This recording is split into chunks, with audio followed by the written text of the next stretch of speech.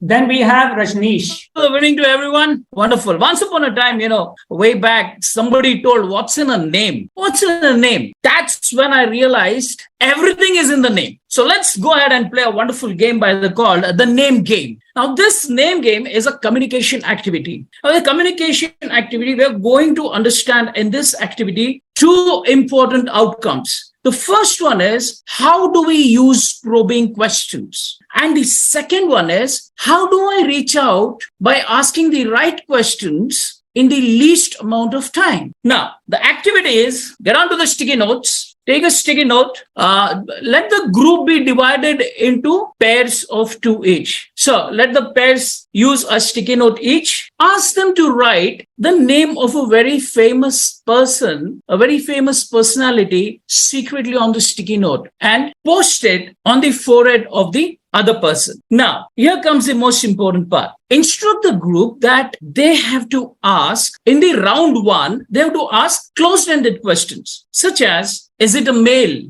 or a female? Is it alive? Or you can always say that, the person on whom the post-it is written would always try to guess by asking questions as to what's the name that is posted on his forehead. Now, the open-ended questions would always be, as we know, that it would be in a yes or a no or a definitive answer. Now, let this be the round one, which goes on in turns till the time the answer is yes from the other side. Once the answer comes as no, let them switch over so that both are playing the game at the same point of time by identifying the personalities on each other's foreheads. Now, here comes the best part. Most of the people would have guessed the names in the first round itself. But if they have guessed, then you can ask them, okay, since we still have time of 15 minutes, you go ahead, identify one more person and go ahead with the game. After 10 minutes, call it a bell. Say, now we're going to start the round number 2. The round number 2 is asking the TED questions. My dear friends, the TED questions are tell, explain, and